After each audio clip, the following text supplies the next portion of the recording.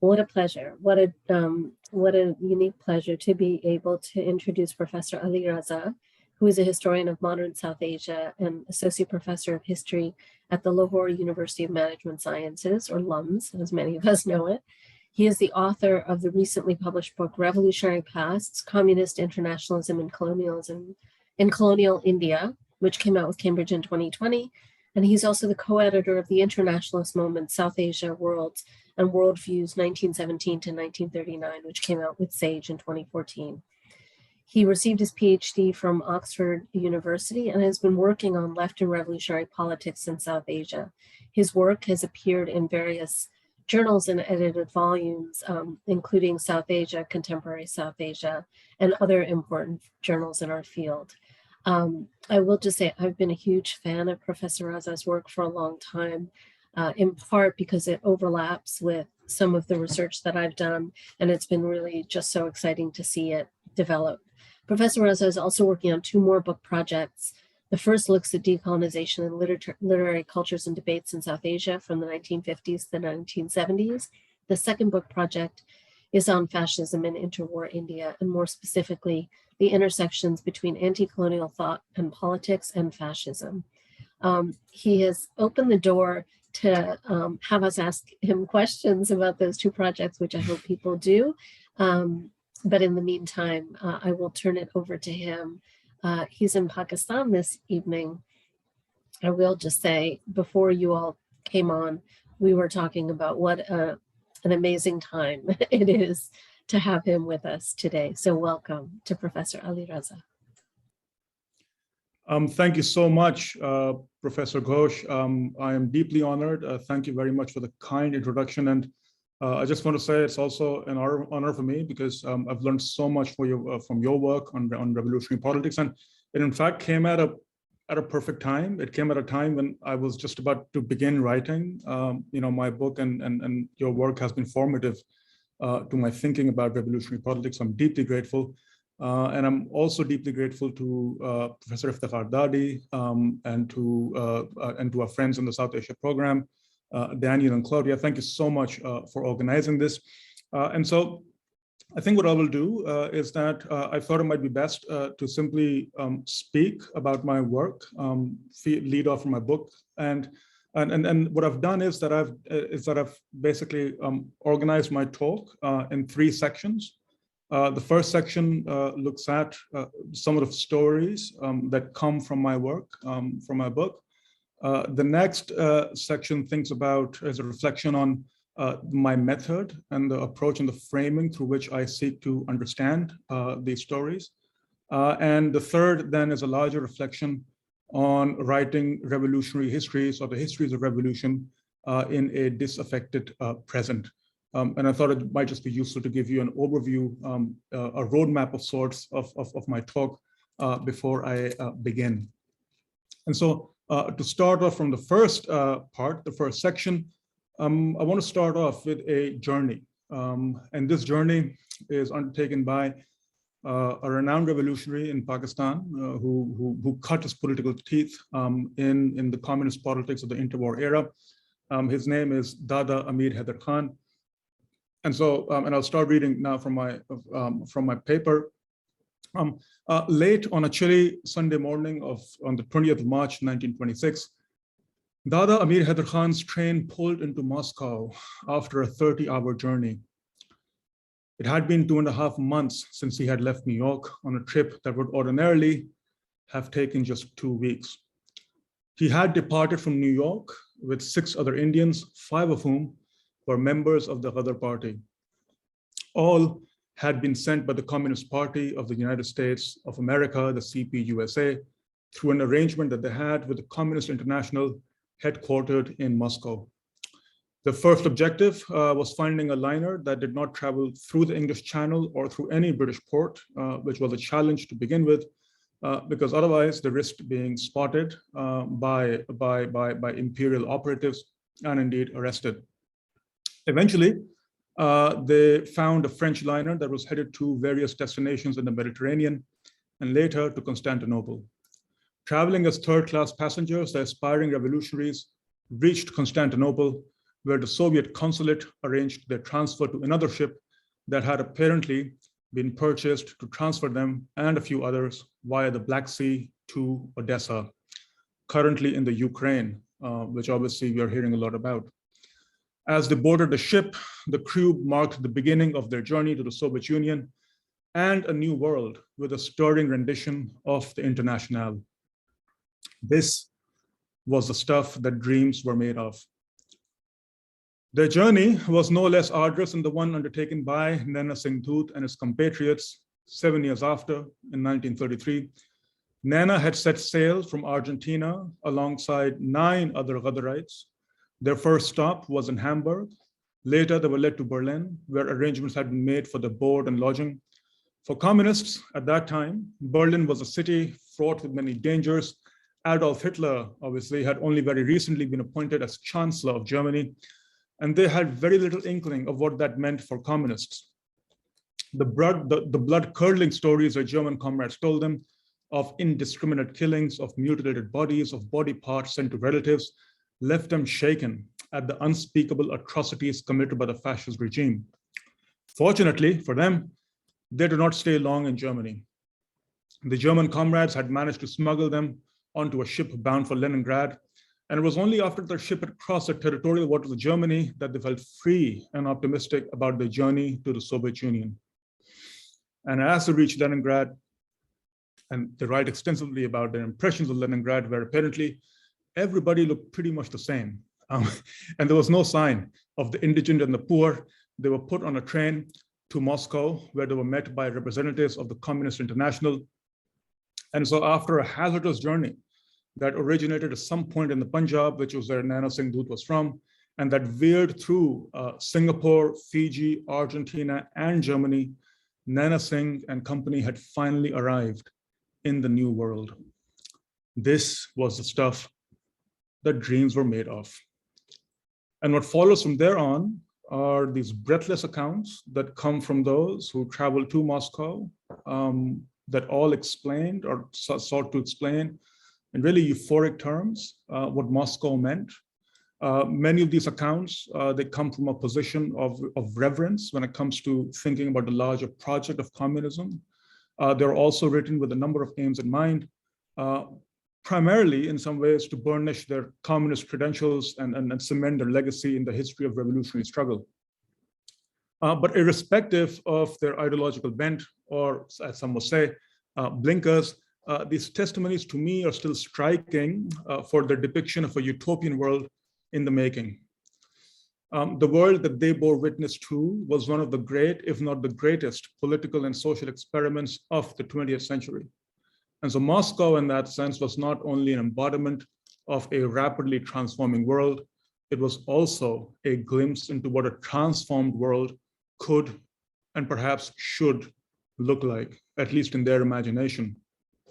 And from there, one comes across a number of, seeming fairly hagiographical accounts of what life in Moscow looked like. There are clearly folks who are pursuing this dream of national liberation, but through that, they enter into the fold of communism, as it were.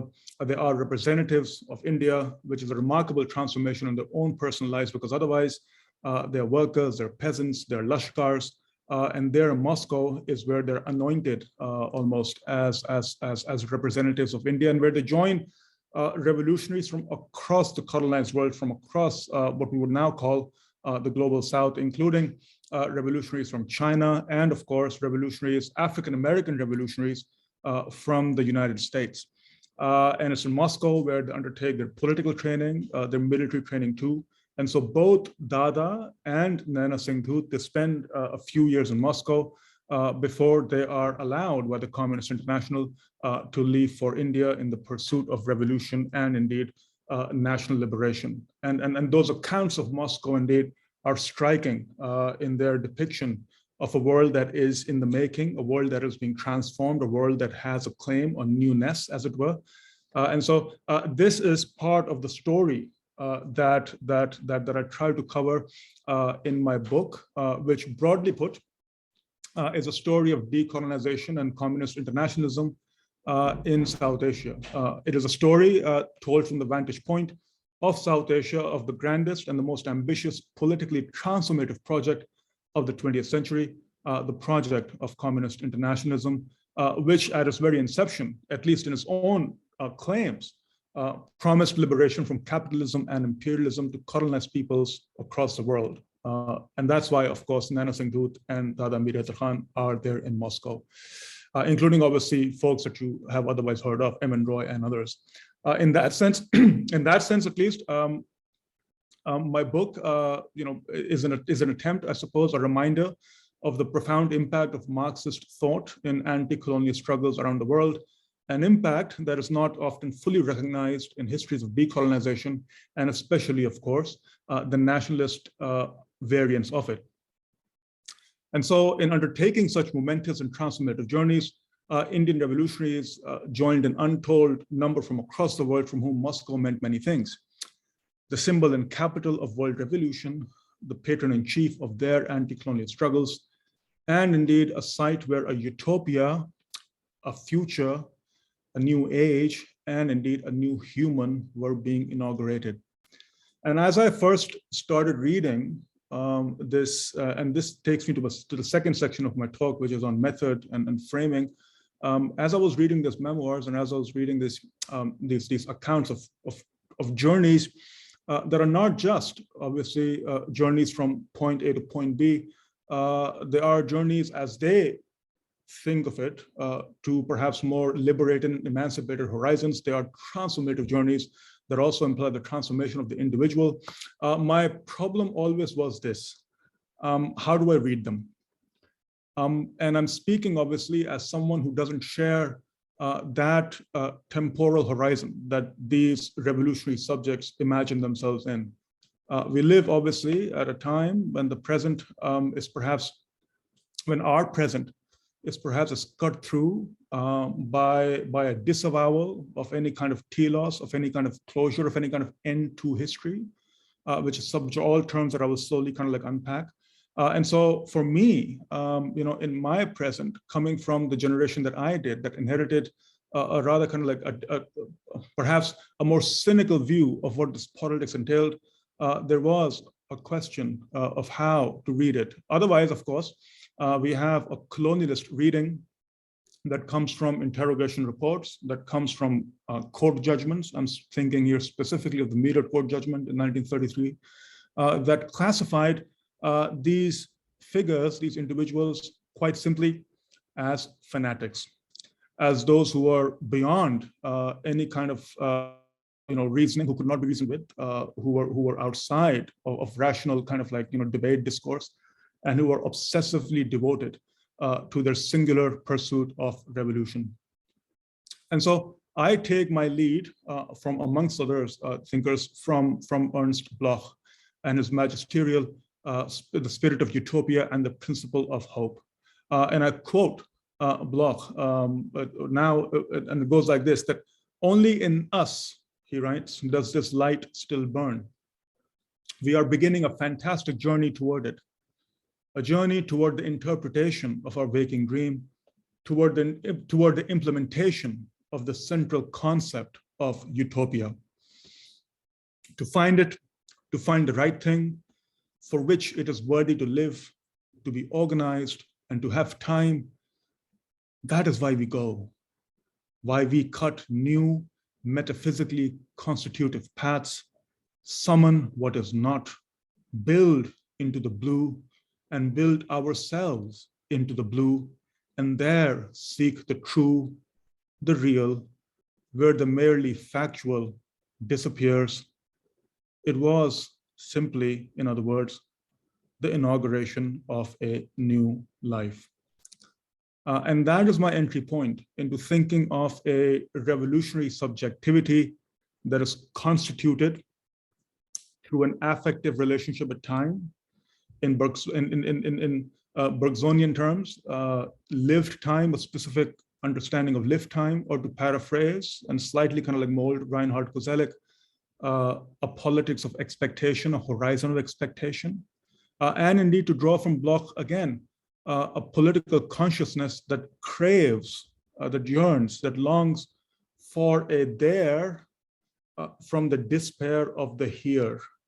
And for Bloch, there's almost this ontology of sorts that all of us share by virtue of us all being, by virtue of all of us having that shared human condition, which is the ontology of the not yet being.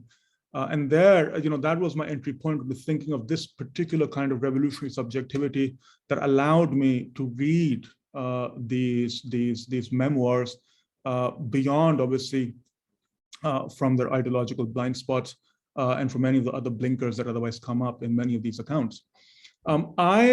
Just to position myself in relation to the literature on the left, I offered this reading, keeping in mind other interpretations that have been offered for leftist thought and politics in India. To point out a few, it was commonplace. It is for historians of Indian communism, for example, to begin their studies with a very detailed analysis of socioeconomic conditions. You have very impressive statistics on landholding patterns, on rural indebtedness, exorbitant land revenue rates, unemployment levels, low wages, and so on. And the implication obviously over here is clear, which is to say that the development of leftist politics is to be found in class conflict and in specific, socioeconomic conditions.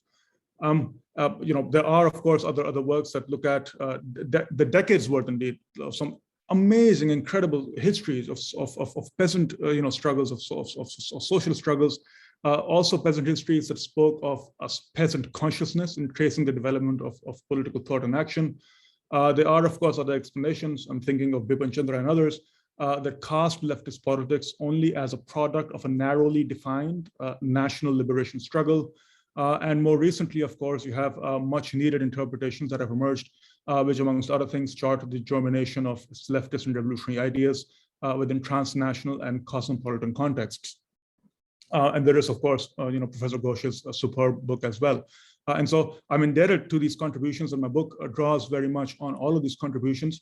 And to add to that, I'm centrally interested in exploring a revolutionary politics and a revolutionary subjectivity that was constituted, in my reading at least, through the seemingly open-endedness of anti-colonial futures, in this closeness to utopia, in this horizon of expectation, to quote Kozelek again, and as Manu Goswami reminds us, that horizon of expectation that we are not always alert to as historians.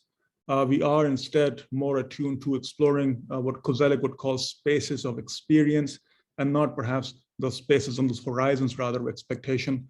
And so I'm interested in these moments of immense possibility, the time of decolonization, in other words, a moment of incredible richness driven by dreams of what can be and what ought to be.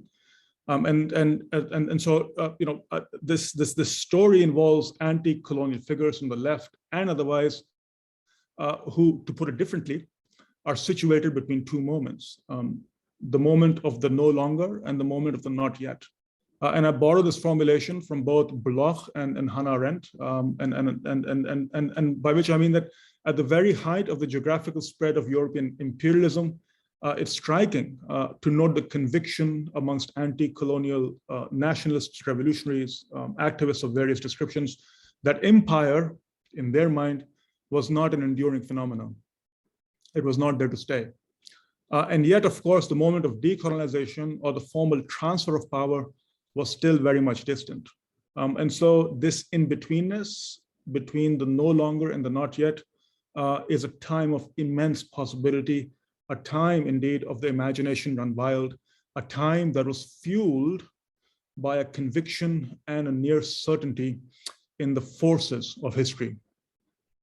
Just to expand a bit upon that, for Bloch again, in his Principle of Hope, Marxism, unlike the other utopian schemes he surveyed, offered both a theory of utopia and a method of creating it.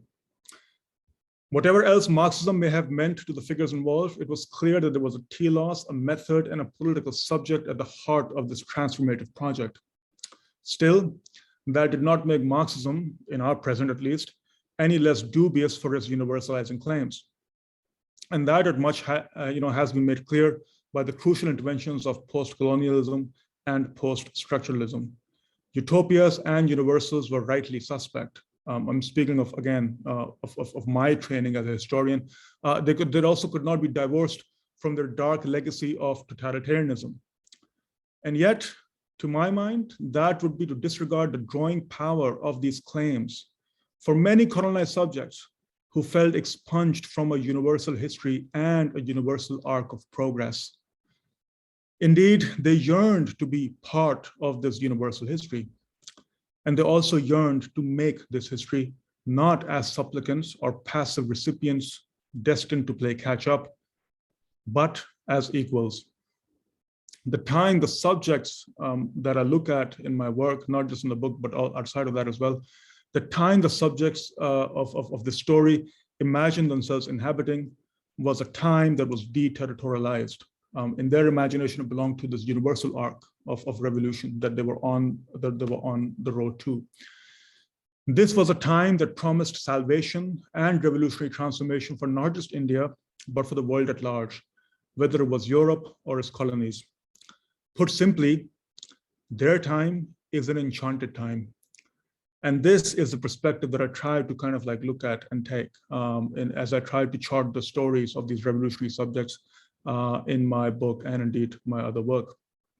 But instead of evaluating their utopian claims for their theoretical validity, as others have done, I'm more interested in understanding how their utopian politics was woven in through their present.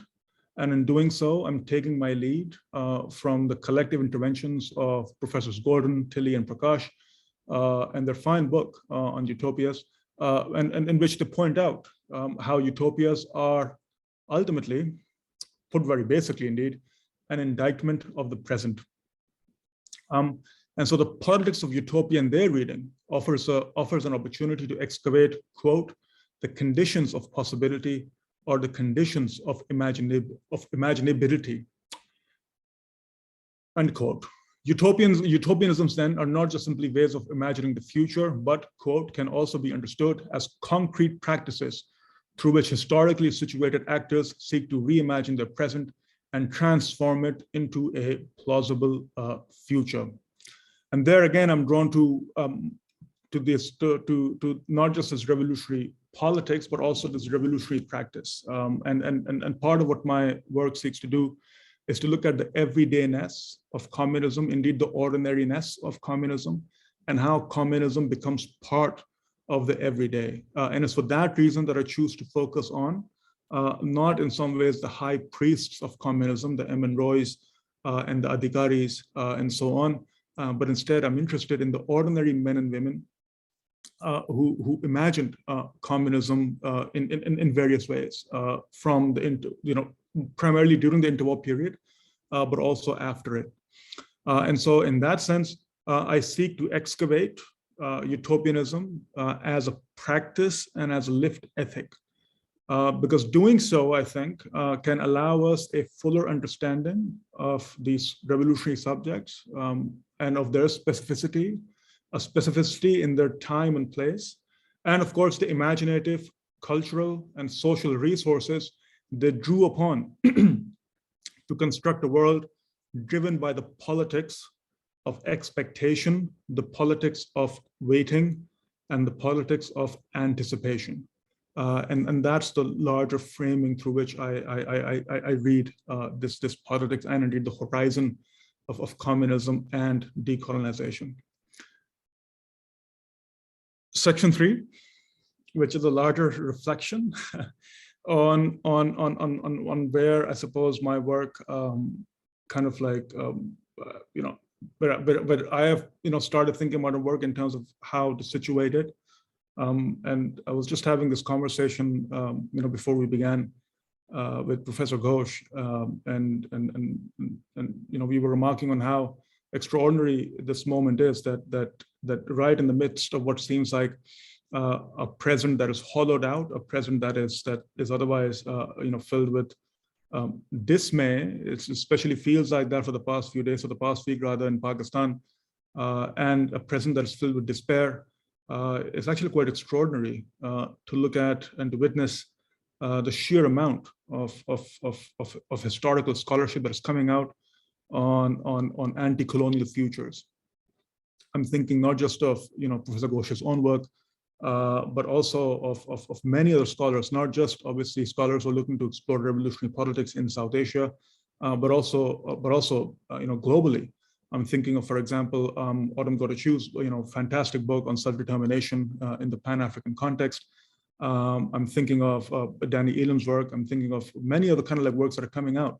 I was just yesterday, in fact, I was listening in onto a conference that was exploring tricontinentalism, and again, the 50s and the 60s and the interwar era, keep coming up as recurring reminders of a future that never was, and time and again, I'm forced to think about and reflect upon on why and what drives us, to think about the future that never was, and all those possibilities that seem to have been lost out. And again, this emptied out, hollowed out, disaffected present. And part obviously, because as one thinks of this moment that we inhabit, again, I'm speaking from very much now from Pakistan and thinking of what we are engulfed by. It's hard not to think of the contrast between that period of expectation, of anticipation, of expectant waiting. It's hard not to think of that, of the contrast between that period and indeed our present. Our present stands in stark contrast to the heady, euphoric, and the utopian times of decolonization. That all too brief era seems both hauntingly familiar and alien to us in a present moment. It seems familiar for its dissatisfaction with the state of the world, but it seems all too alien for its range of historical imaginations, utopianisms, and possibilities that seemed all too imminent. In our post-colonial dystopias, the euphoria that was associated with freedom is a distant and scarcely believable memory. Those dreams are more measured and incremental, if not altogether shattered. And thus, as Svetlana Boehm reminds us, the 20th century, quote, began with a futuristic utopia and ended with nostalgia, end quote. And while Boehm's work is a detailed meditation on longing, nostalgia, and the search for home, her remark resonates with the tone in which the left is written about and commemorated today. And to the nostalgic, one can add what Enzo Traverso has diagnosed as the melancholic vision of history. And so I suppose my work also fits into that strain. And so one is still bound to ask, which is, what kind of a present are we left with then? For Traverso, we live in a present that is charged with memory, but unable to project itself into the future. And invoking Reinhard Koselleck, he argues that there is no visible horizon of expectation. Utopia, it seems, no longer belongs to the present of our societies, at least in the way that it did in the transformative schemes of the 20th century. Perhaps nowhere is this truer than in the post-colonial world, where, as David Scott notes, quote, anti-colonial utopias have gradually withered away into post-colonial nightmares, end quote. And what makes these nightmares seemingly endless is that, again, quote, the temporality that shaped our present sense of the constitutive relation between past, presents, and futures has come undone, or run aground, or anyway, no longer accords with something fundamental in our experience and expectations of the rhythms of contemporary time.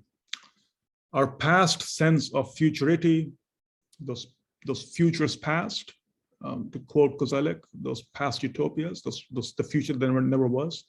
Our past sense of futurity as a longing for and expectation of a progressive or even a revolutionary overcoming of the limitations and discontents of the past has virtually evaporated, such that we no longer have any confidence that the present will give rise to a future significantly different from the past. A future without the present's burdened inheritance of the past's violations, subjugations, and dispossessions. And so our time, as David Scott suggests elsewhere, is truly out of joint. There is that bit of Hamlet in here as well.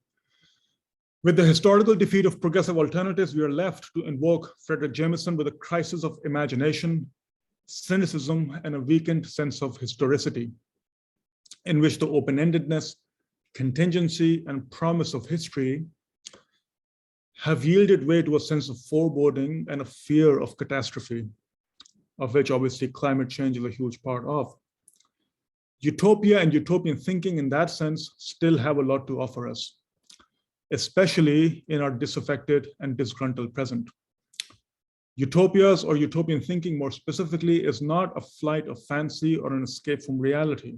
Instead, it is a refusal to accept the given as given. It is a disavowal of foreclosed futures and an insistence on and an affirmation of possibilities. It is a recasting of the natural as unnatural, of the viable as unviable, of the tolerable as intolerable. In that sense, history, or the writing of history, is a key part of this utopian thinking, and as a salutary reminder of not just alternate possibilities, but also the open-endedness of futures. And time and again, I'm struck by this revolutionary practice that Professor Ghosh mentions in her book as well, this revolutionary practice of actually writing histories of revolution in their politics. There was a key part of their politics and their practice, indeed, of revolution, which was to write a history of what they considered to be, their movement. And so, and I kept asking myself, why is it that they keep writing histories of revolution even as they're engaged in the politics of revolution? And there again, there is this idea, there is this ethic, indeed, of thinking of the past as a resource that can point, indeed, to a different future away from this disaffected and disgruntled present. And so history in that sense, to build up from there, and the writing of history, it still has a key role to play in inculcating this utopian ethic of sorts, which, in the hope of providing a salutary reminder of not just alternate possibilities, but also the open-endedness of futures. And I say this being especially mindful of an increasingly divided South Asia today, in which minorities in all countries that I'm thinking of are increasingly are under even greater kind of like attack than ever before. Where and to my mind, there is that, and then there are these dreamscapes of sorts, these anti-colonial dreamscapes that remind us of what remains an unfinished task, a task that demands more of freedom, that rethinks what freedom can be and what freedom ought to be. And communist internationalism, this is not obviously an endorsement of communist internationalism and everything that it stood for, but communist internationalism is nonetheless a key part of that horizon of freedom.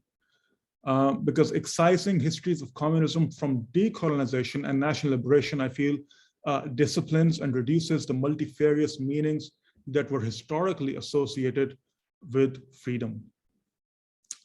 And finally, it goes without saying, of course, that positing of alternate futures, or the futures that never were, would hardly be possible without a historical excavation of those imaginations and possibilities. Asking certain questions of the past, this is putting it differently, the same thing that I said earlier, after all, can enable other futures. And so put simply, utopian and revolutionary pasts still have a lot to teach us, which is why I suspect there's a lot of literature coming out at precisely this historical moment that we find ourselves in. And that, I suspect, is also the assessment of the subjects of my work, who I've sought to kind of like write a history of. If their lives are any guide, history and the writing of history as a practice and an ethic have a crucial role to play in keeping the possibilities for our present and future open. And so, more than a specific project that needs to be uncritically reclaimed, what these pasts have to offer us is a reminder of and an invitation to alternate ethical subjectivities and possibilities that seem increasingly foreclosed in contemporary South Asia today. Because it would not be an exaggeration to say that the strengthening of parochial nationalisms and fundamentalisms and xenophobias in all countries that I'm thinking of is enabled by a willful forgetting of alternate pasts and consequently alternate futures. And I suppose what gives me comfort is that is that the rekindling of these long suppressed memories is mercifully not reliant on professional historians alone, like myself, I suppose. I mean, I'm constantly struck by how these stories have passed down and how they continue to animate the present. And I'm thinking specifically of Chris Moffat's book, and how the ghost of Bhagat Singh continues to animate and inform the politics of this present, of our present.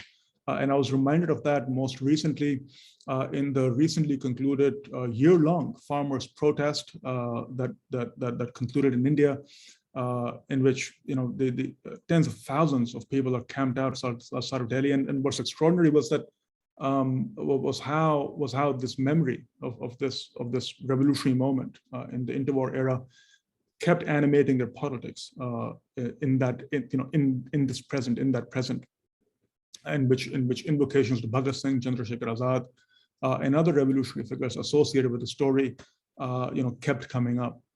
And so, these stories have passed down in ways that continue to animate and reanimate political struggles that seek to chart a different future. And for that reason, that memory also deserves our attention as historians, not simply in order to think more deeply about those pasts, but also to remind ourselves that perhaps the question of anti-colonial struggle and the question of freedom is yet to be exhausted in South Asia and indeed across the global South. Thanks very much. I hope I did not go over time. No, not at all. That was amazing. Thank you so much. So I have a lot of questions, but I want to open it up to other folks. We have about 25 minutes. And so if you want to post your question in the chat, or if you want to raise your hand using the reactions button along the bottom, please do that. I think we have so many things to so one thing, maybe I'll start it off. I had so many, I was so inspired by your talk, and obviously one of the things that I think we're all grappling with, right, is that revolution didn't happen in the way that we would have hoped, right? One of the things I'm just curious about in the work that you've done, it's very clear that the British government in particular in South Asia, and that in the anecdote you started your story with, that evading British surveillance is an important part of how some of these revolutionaries are traveling through different countries. It's super important, right, that this was a very anti-capitalist revolution that was being imagined, right? To what degree do you feel like that is an important feature of telling the history of this moment, right? And I think in some ways, as you know, I wrote it too about the taking control of history. And one of the things that, I don't know how to say it, I think there's a liberal conception of history that history evolves kind of slowly, right? Whereas revolutionary histories tend to imagine a history that's going to turn over very quickly, right? But I guess capitalism, how does capitalism fit into that historical imaginary that you're talking about? Thank you. Should I take more questions? Should I? Sure, actually, let's ask Darren, do you want to ask your question and then we'll turn to responses? Sure. Thanks so much, Professor Raza, for this fascinating and incredibly rich talk. My question is about how you're thinking around the open-endedness of anti-colonial futures, right? As you said, is inflected by a new work that Professor Ghosh introduced at the start about the relationship between fascism and anti-colonial politics in the interwar, in the same period, right? In the interwar period.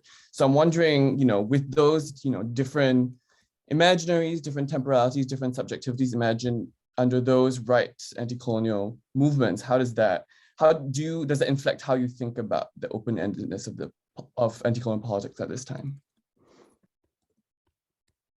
That's a good question. Thank you. If it's okay, if I can perhaps open with those two responses, or responses to those two questions. Thank you very much for your question, Professor Ghosh. I think that centrally, capitalism, or rather the growing contradiction of capitalism, has a key role in this, in opening up their horizon of sorts. And the reason why I'm saying that is because I'm thinking of this earlier debates within the Communist International that considered the revolution in Europe actually to be superseded by national liberation in the colonies itself, because it was recognized that what is keeping European imperialism afloat is quite literally the riches of the colonial East and the colonial South. And in fact, it was that expropriation, that expropriation of surplus that came from the colony that allowed, at least in their reckoning, the working classes of Europe to be bought off, and indeed to join to actually ally themselves with nationalist politics in their own contexts, in their own countries. And so, in that sense, as the saying went, that the road to London went via Calcutta. And so, to that extent, global capitalism, rather the defeat of global capitalism, could not be separated from the question of decolonization and a national liberation that was from the very inception, from 1919 onwards. And the communists in India, they always have a hard time trying to balance the two, but on paper at least, it was recognized that the national liberation of India was bound with the international liberation of the colonies from the European kind of like imperialism, and in fact, which was bound to the overthrow of global capitalism. And so in that sense, it was, global capitalism and the contradictions within it, and the increasing contradictions within it were a key part of that horizon. And so that is, I suppose, perhaps an inadequate way to answer your question. And that is also what very much, unites all these various empires. And it's always striking to me, for example, just how frequently those communications across the French, the British, and the American contexts are as they're surveilling these revolutionaries on the run, on the move. They constantly share kind of like, these notes on who's traveling everywhere. And what amazes me actually is the amount of resources that are devoted to chasing these otherwise, one would otherwise like think of them, it's fairly kind of like isolated figures who are running away always, who are always like, one step ahead of the empire as it runs after them. Moscow itself is a place that's overrunning with spies from not just Britain, from also from France, from the United States, from other kind of like contexts, and they're all kind of like sharing that information. So in that sense, at least, this is a key kind of like anxiety that comes when it comes to thinking about communism in India, because communism in India in the imperial imagination is always linked to what the Soviet Union is doing and how the Soviet Union can potentially kind of like create conditions that might destabilize, British rule in the subcontinent. And so, those are some of the ways in which one can think about, how central indeed, this question of capitalism, including the anxieties that it engenders, and indeed how its imminent downfall is linked to this question of decolonization. There are other things, I suppose, that I can say, but the one thing that I will kind of like point out is that it's also through these archives that it's very difficult to shake off that sense that somehow still creeps in as you're reading these testimonies of how this idea called communism is often, in fact, always characterized as a foreign idea, as an idea that is not properly Indian, as an idea that doesn't quite belong. And it's extraordinary indeed to see just how much that trope is also echoed, across the scholarship on communism, even sympathetic scholarship indeed. And perhaps this is one of the most lasting kind of like tropes and charges that stuck with communism much long after the empire, at least formally, had vanished from the subcontinent. It's something that Pakistani leftists, for example, still kind of like grapple with. But yeah, all those, I suppose, are inadequate ways of thinking about, of answering perhaps your question of how, of where in some ways this anxiety kind of like is coming from. It's coming very much from a global order that is being threatened by a power in the making. And these various communist kind of like adjuncts across the world are a part of that. To answer the other question, thank you so much for that. that's actually how I got into fascism, which was to think about the many different expressions that come with the open-endedness of anti-colonial futures. And I guess part of this concern with fascism not obviously comes from our present of populism and indeed fascism itself across contexts, not just obviously in South Asia. But it also comes from, I suppose, a discomfort, which I've begun to feel increasingly with my work, actually. And of course, and if I may, with the work that is increasingly coming out on these futures of the 50s and 60s and the interwar era and so on. And this discomfort comes from thinking about anti-colonialism through primarily, as David Scott put it, through the prism and the lens of romance. And my question, and the question that I'm asking myself these days, and indeed grappling with, is to think more centrally about perhaps the dystopias that are associated with anti-colonial futures. And the organizations that I'm looking at, and I'll just take the example of a paramilitary organization in the 1930s. It's called the Khaksar Tehreek. At its high point in the 1940s, it involves, like, according to British reports, hundreds of thousands of primarily young men. And they're busy kind of like marching in the streets, mobilizing. There's this very clear idea of what kind of an emancipated India ought to look like, which is built upon, and I'll just reel off a few ideas, which is built upon questions of domination. There's an element of social Darwinism there. This idea that there's only the militarized peoples that are destined to rule and who are fit to rule indeed. And so part of this movement and this politics involves paramilitary mobilization, paramilitary militarization. They're marching in the streets. They're actively organizing war camps. And of course, as they're doing so, they're also competing against, at that time, other paramilitary organizations, of which the RSS is obviously, a key kind of like part of.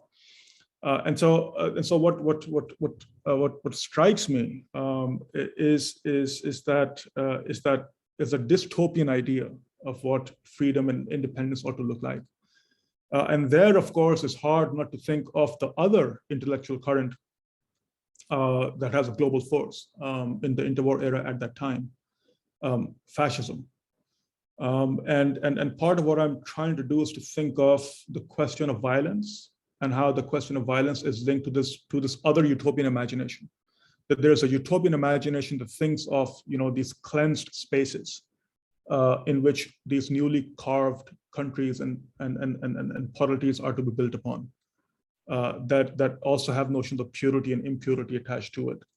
And so, so this is my attempt, and I'm sorry, I know I'm struggling to express it because I'm still thinking through those questions. This is my attempt to think through the question of anti-colonialism, of fascism, and indeed of utopianism, and thinking of how they intersect. And part of the reason I suspect that part of the reason why they're not adequately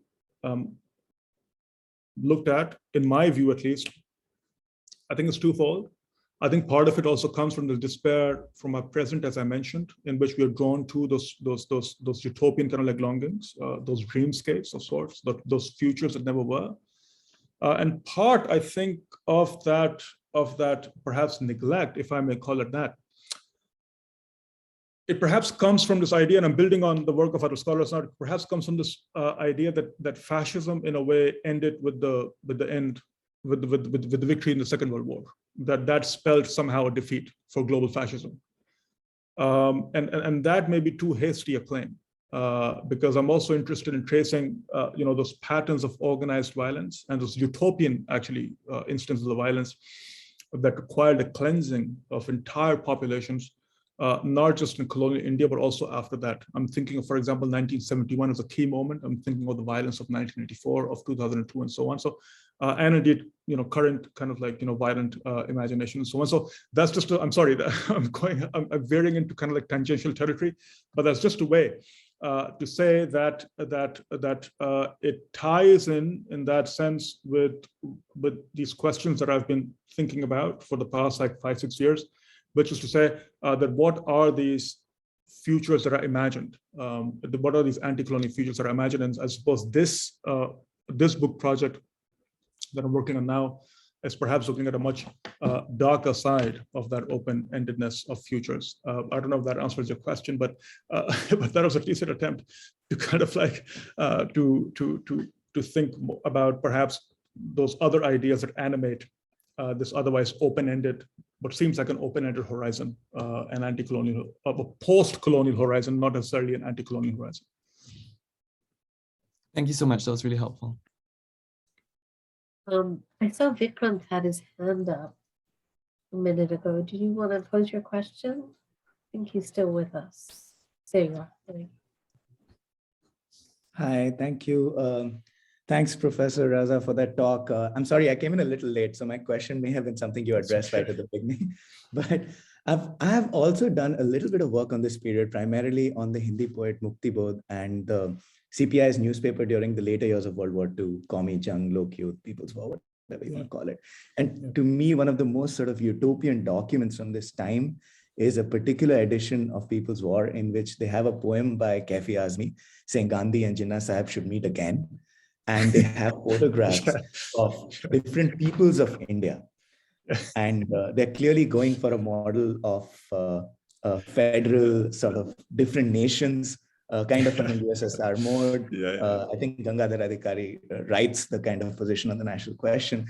So my question for you was, in so much as you are thinking very seriously about our own attraction to this moment and our desire to return to it and take something from it, how do we separate this pre-partition idea of a different kind of federalism out from communism?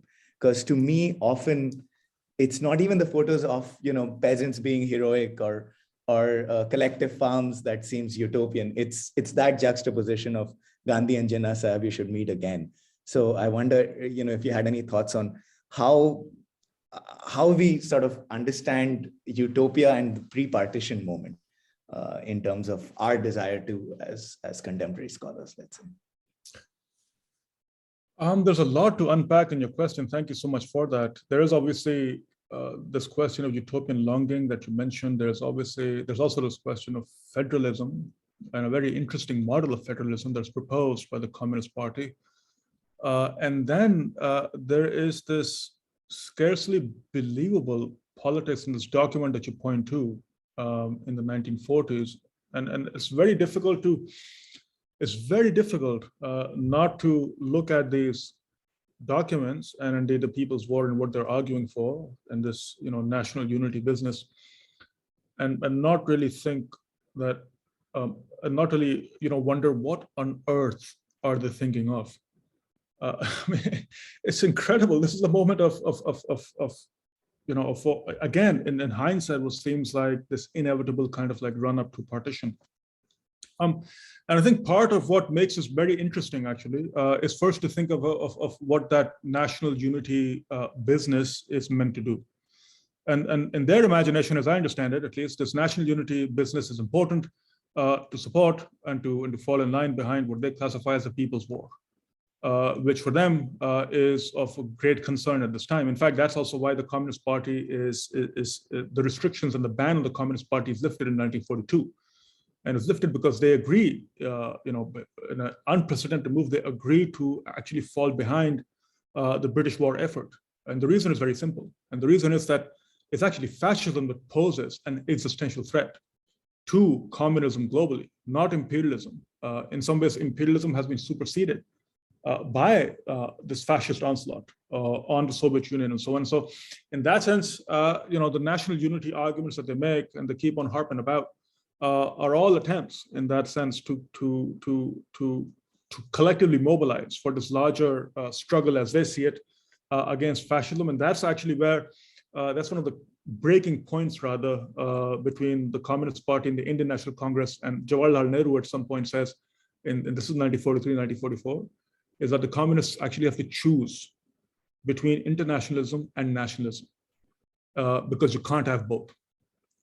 And the communists, in his view, chose internationalism, and that was a breaking point, as far as he, considered between the Indian National Congress and the CPI.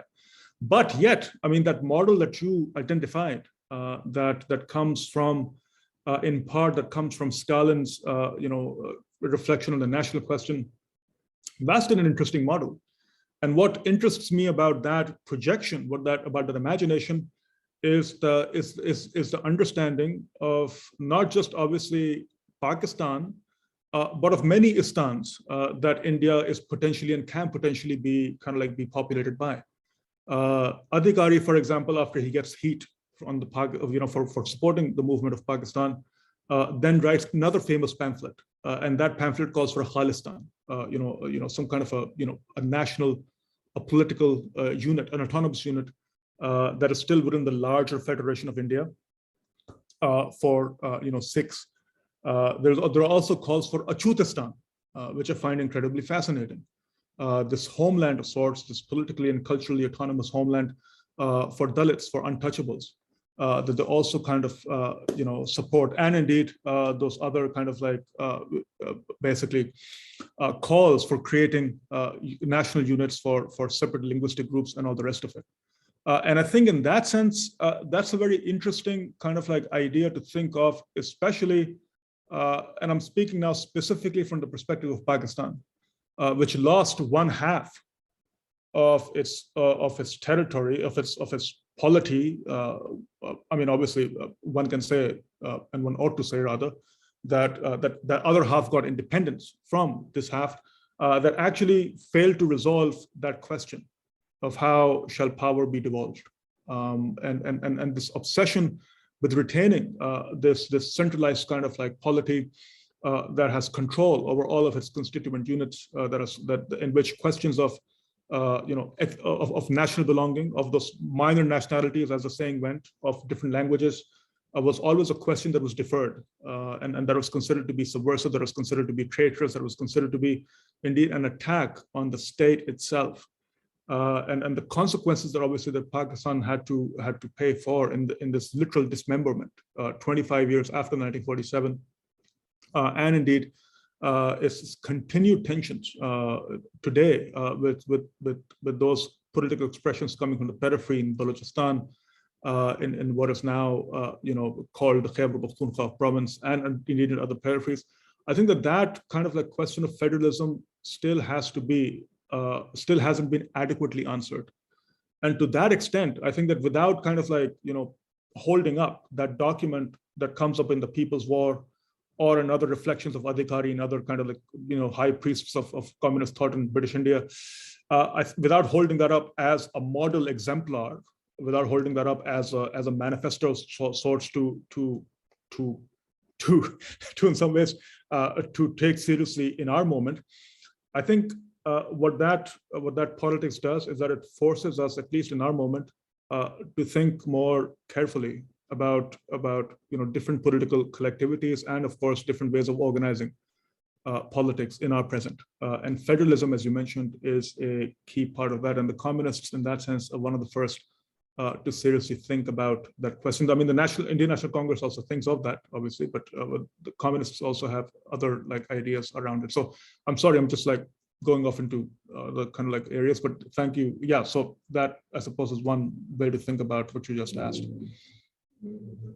One of the things I was just reflecting on in your example, Vikrant, and also the response is this tension between nationalism and internationalism, right? And Manu Goswami talks about it in the HR article, but also in her more recent work, right? That absolutely.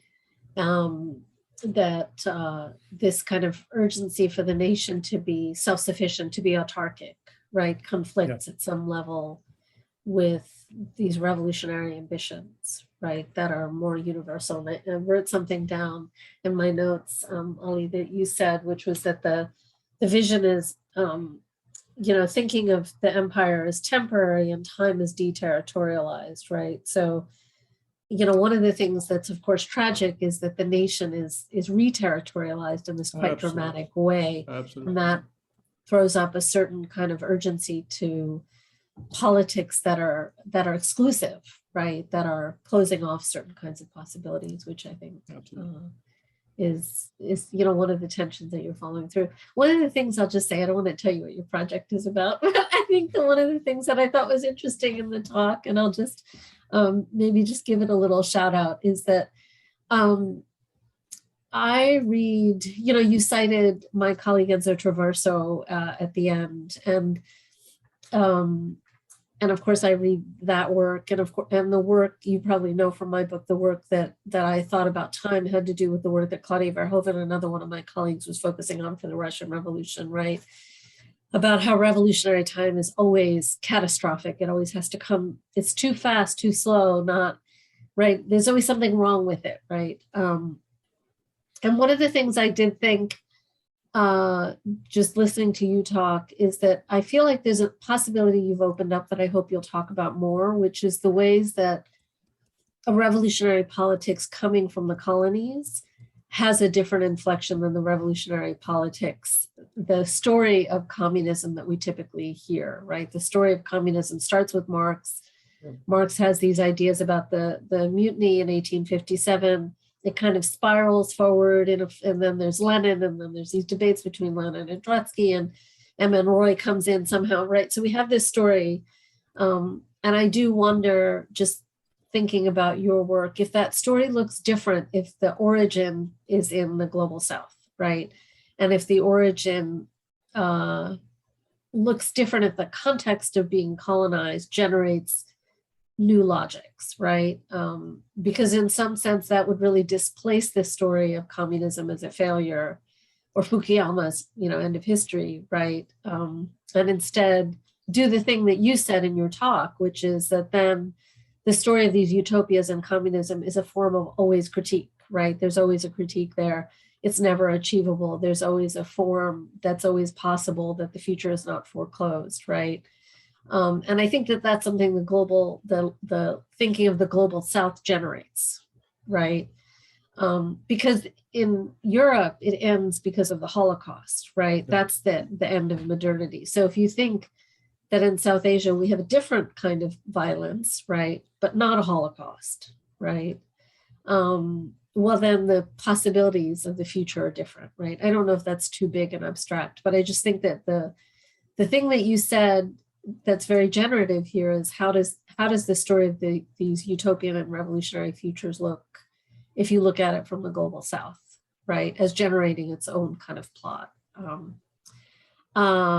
So I thought that was so fantastic. Thank you for sharing your work. Thank you. You just expressed a subject that I've been struggling to articulate myself, and I'm deeply be bold is what that. I would say. Say it, say it. I think we can do it, right? Like, I think that's the value of work coming out of South Asia that's taking this revolutionary vision seriously, right? And it would be a way of occupying that space and saying it's a South Asian vision. We can say that. It's been 100 years. We can say it's a South Asian vision. But then how does that transform this other story, right? But I think we have a few more minutes. Does anyone have any closing comments or thoughts, feedback? So we're on the cusp of lunch here, so you shouldn't take it personally, I think. And we're also just coming back from our spring break, so I think we're all working up our energy. But thank you so much for joining us this today, and thank you so much for your talk. It was really, really generative, and please do let's stay in touch. And I hope we cross paths sometime soon in person. I know this seems impossible now, but thank you, and a big round of applause for you and all the ways that we can applaud you. Folks want to turn on their cameras and applaud. Thank you. I mean, honestly, the honor is all mine. Thank you so much. It's been a true honor. Thank you so much, and thank you so much for your comments at the end. I'm indebted. Thank you.